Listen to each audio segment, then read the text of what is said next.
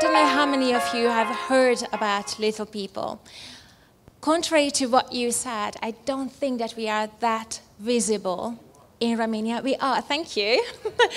Thank you for that very flattering opinion. I think we might be a bit more visible in Cluj, which is great. But do you know about little people and what it does? Yeah, a lot of people nodding. That's awesome. Thank you.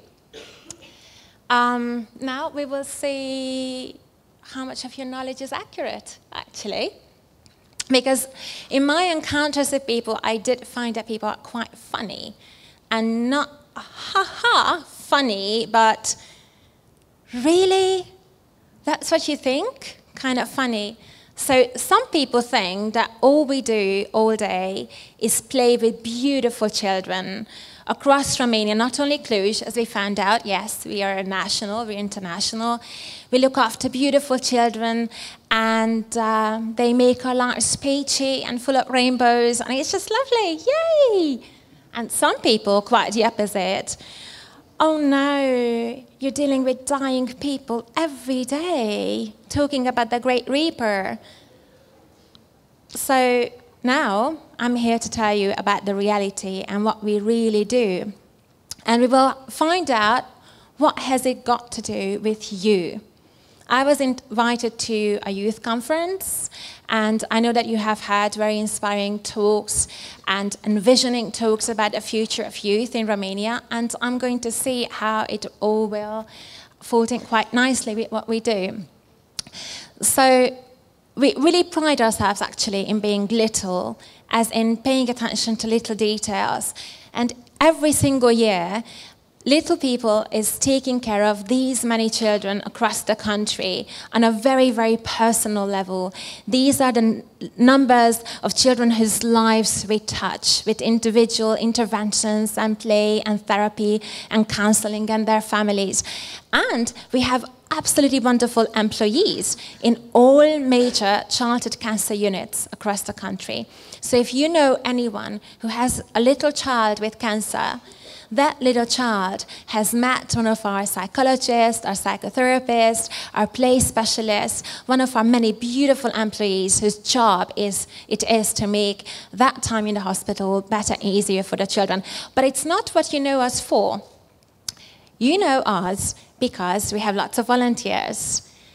And actually the reason I know Wana Onikash, who is not in the room right now, and last night I thought I should call up one of the first little photos and short movies we did with her when she was 16 years old. That would have been a laugh. I didn't have time to look into my archives to find that. But her and my teenagers are actually volunteering together in cancer hospitals. Do you recognize this man? He's one of your secretaries of state. Well, he was one of my little volunteers in the Cluj Cancer Hospital as well. So that's wonderful to know that we touch people's lives, not only the people who we work with day in and out, the little children and their families, but the volunteers as well, who are growing up and becoming very important people all around Romania. And by important, I mean whether they are shopkeepers, or they own businesses, or they work in the IT, or they work in the government, doesn't matter. Everybody is very important because they all do their part in shaping the Romania of the future. So these are the hospitals that we cover all around Romania. So you would think, you know, we're doing a pretty good job. And we're just about to roll out a new mobile application that we're going to put in the hand of every single cancer patient in Romania, with amazing programs and new applications. We win awards for our interventions. You know that what we do when we start working with a child in a hospital, we enroll them in a program, we give them very specific and scientific input, and then we monitor their patient behavior and how they change and how they comply to treatment through what we do. So we take our job very seriously. We do studies, we publish those studies, we feed back to the doctors, we go to scientific conferences. So I think we do a really good and complex work. And because of what we started here in Romania, and also our special interest in what happens to children when they finish cancer treatment and they become teenagers and young adults like you, what happens to all of those young people in Romania who have had cancer treatment and now they will be entering the workforce as adults? Because of our special interest in this and the largest and most active community that Europe can pride itself in has happened to be formed right here in Romania through the Temerari community, we have become the founders of a great new European brand, Youth Cancer Europe. Initially with 15 partner countries a year ago, and now 23 partners around Europe. And these young people who have gone through cancer treatment, who are now in their early 20s maybe, talk about very, very important things. And just this summer we had an advocacy masterclass where we talked about pursuing democratic rights through nonviolent actions, strengthen national survivorship communities, and build more dynamic networks, strategic campaigns to increase community involvement, influencing the political and public attitude towards the needs of youth cancer survivors. Big words, right? So these kids are not dumb. They know what they want. This is what was here, right here in Cluj. We are very proud of it. We were at Untold, you were there too. Awesome. And this is the new brand, Youth Cancer Europe. And these are the strategic aims of this new entity. Age-appropriate and equally accessible cancer treatment across Europe, long-term follow-up and quality of survivorship, political and regulatory representation of young people with cancer. We would like them to be in the parliament. We want them to be in the government. We want them to be part of the network that makes decisions. And we don't just want this to happen. We are actually training them up to be those voices. So you would be able to say that actually we're really rocking. We do quite a lot of good shit, right? Brilliant. So what's not to like? Awesome. And just for you to see how well prepared and smart some of these young people are who are learning advocacy and learning to stand up for themselves, I would just like to ask a question. I don't know if you're aware how many young people there are in Europe who have survived childhood cancer.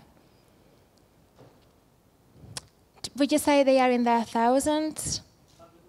Hundreds of thousands, very good. We estimate that by 2020, we'll have 500,000 young people in Europe who have gone through cancer treatment.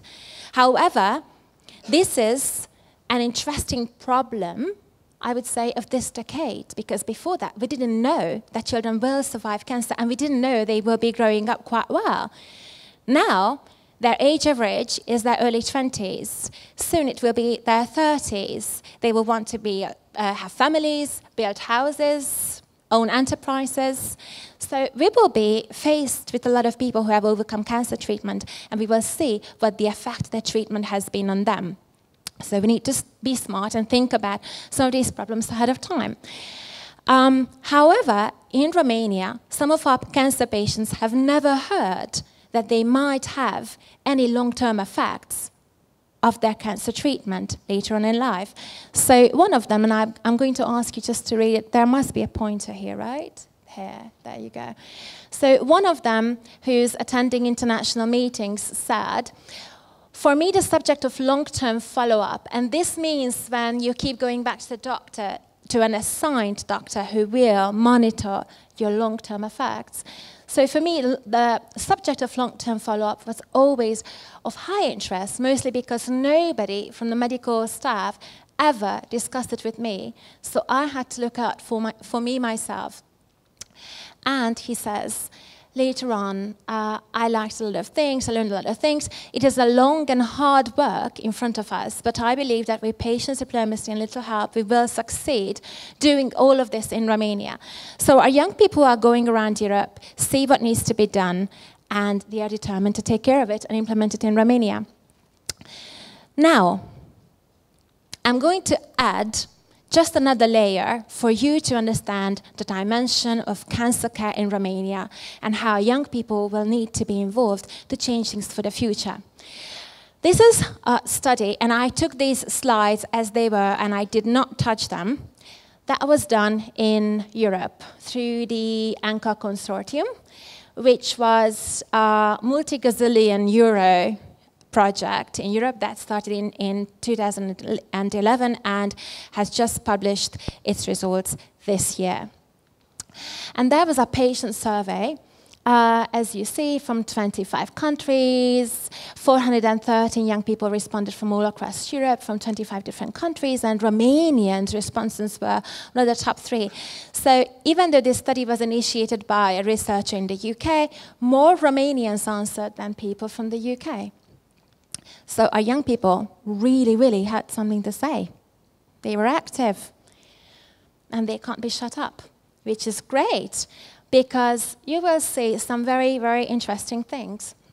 So we asked the question, what did you think of the ward? The ward meaning the cancer unit, the healthcare unit, the section where you're treated. So what did you think of the ward? Was there anything that could be improved? So these were the UK answers. Food, choice of place of care, chill out space, a drinks machine, please. Thank you very much. We want to eat our own food. We'd want no visiting restrictions, so my boyfriend or my girlfriend can stay overnight. We want more magazines, music facilities, games consoles, Wi-Fi. We want to be able to watch Sky. A bigger screen, please. Have a little party. And some of the things that they actually described by words, the ward was designed just for teenagers, and I was so lucky to be on it. And some difficult journeys. Yeah, it was hard on the M4 to get there because there was congestion. So, make that easier, please. Now, Romania. Same question. What did you think of the ward? Was there anything that could be improved? Romania. Elevator. Please. More nurses. It's overcrowded. We need more space. We need better meals. Cleanliness. This survey was done last year, just last year. And what's most shocking is the narrative. There was room for a lot of improvement. Back then it looked pretty horrible, so this person says, about the time when he was treated. Then the ward got renovated, but it wasn't, and it's still not enough. Now it's deteriorated again. And the next one. The department from wherever were quite okay, having been recently renovated, but the ward from the whatever institute, namely the radiotherapy department, was awful. The walls had pieces of plaster falling off, so they were covered with posters so people wouldn't notice. And what's more heartbreaking, the doctors, wherever, treated me like a rag that you need to squeeze dry of money. But at the oncology hospital in Cluj, life was so different. They always treated you nice, and sometimes you almost wished you could stay there longer. I was prepared because I couldn't stand having to keep giving money anymore. Every time I went for a checkup after I finished treatment, I would get there at 8 o'clock in the morning, and if I would not give my doctor the envelope with money, she would keep me there until the end of her consultation hours. And you just know that this picture represents the inequalities in Europe and the disparities that exist in Eastern Europe. So young people who are in the Romanian Temerari and the cancer survivor community, who are not sitting in this room, but they are in Romania, they are the ones who need to be fighting for a better future and a better healthcare for children and young people who will be following in their footsteps. But they are faced with this, with corruption, and they have a hard time standing up and advocating for themselves. Because in one way or another, many of them still feel that should anything happen to them, or their sickness come back, or should they relapse, they are in the hands of these doctors. So we do all that we can. And you remember back to my opening slides when I said, I would like to explain what we really do. This is the kind of stuff that we deal with on a daily basis. And this is the stuff that I do in my office. that we read, that we counsel, that we organize, that we try to try to make better in this country, involving the young people whose lives actually depend on the health system, because this country has to be ready to take care of its most vulnerable people. And I believe that some things will just organically change in the country, yes, but you guys will all be part of that future. And those people who have survived cancer and now in this cancer survivor community are going to be part of that change as well. But it's not easy. After all we have done and all that we have achieved individually and communally in a group, just recently, so yeah, this is what we do every single day. And this is my main job. I just found, actually one of our staff sent me a link to the winner, 2015 winner of Innovation Awards in Health and Public Management, of one of our doctors. Probably was referred to in the previous slide by one of the patients, who has actually mentioned all of our achievements, whereas it's the Temerari community or Youth Cancer Europe or the conferences we organized, but as her achievements. Awesome, right? We were shocked, totally and absolutely shocked. So, what's the moral of the story? Are you sufficiently depressed? What's the moral of the story? I first came to Romania in well, actually, I'm not going to tell you. You shouldn't know. You shouldn't know. But on one of my first visits to the Cluj Oncology Institute at the end of '95 and in 1996, I vowed that we will do things better for children in Romania. And I really think that we have. Should I remind you of all the slides that I've shown you? Every single child in Romania now has expert care. Every single child will have our specific interventions by specialists who are full of smiles, who know the latest, who are trained in therapy and therapeutic activities through play and games that smile on their faces. Every single child in Romania and in the Republic of Moldova. Our cancer-surviving young people are the strongest community in Europe. They learn to advocate for themselves. They have been the nucleus for a new European brand. We have achieved to bring together 15, and by today 23 European nations and their youth cancer survivors so that we can advocate together and look forward to their needs in Europe and what's coming so that we can build a strategy. I think we're doing excellent and wonderful things. So what's the moral of my story? There's still stuff to be done, yes. Keep doing good things, and one day good things will come to you. Not so much. You shall accomplish great things. You shall do if you do not give up. If you just keep doing the right thing. 2 days ago, I was asked by a journalist if I always wanted to change the Romanian health system. And I said, oh, well, that's a funny question yet again, haha. Who wakes up one morning thinking, I shall change the system? You don't do that, but you see the need. You see your neighbor. You see that child in the hospital. You see the imminent need right in front of you, right in front of your toes. And you know you have to do something about it.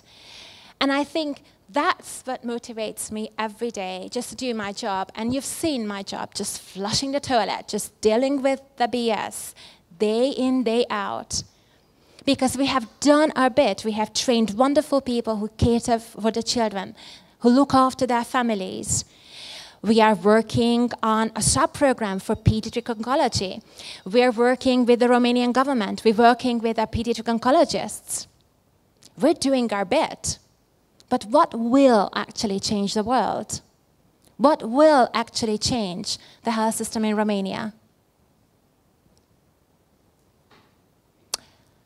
You will, yes. And you can quit, yes. You can do many things. You can live in the present. You can do everything, whatever works for you. But the most important thing for me that helps me is just not giving up. Just keep swimming. I have kids in the UK, and they do have to do shit jobs until they reach their dreams. They have to stack shelves at Sainsbury's. They have to be at the cash till. They have to sell beer at Wembley's in the weekends. They have to do whatever it takes because they've got a dream. They have to do something. And until then, they will just keep swimming. So do that as well. Thank you.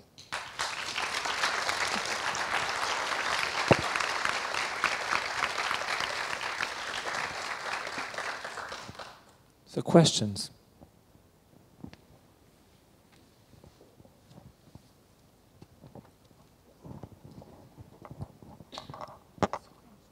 Hello. Here. Congratulations for all your work. I actually have two questions. The first one is, how did the project start? What motivated you to start this project? And the second one is a little bit superficial, but I'm just curious, how did you get Beyonce to visit the children? How did I get beyond visiting? Beyonce. How did you get Beyonce to visit? Thank you. Well, good student. You've done your homework. Things just happen. You just have to seize the moment. What made us do it? Meeting children with cancer.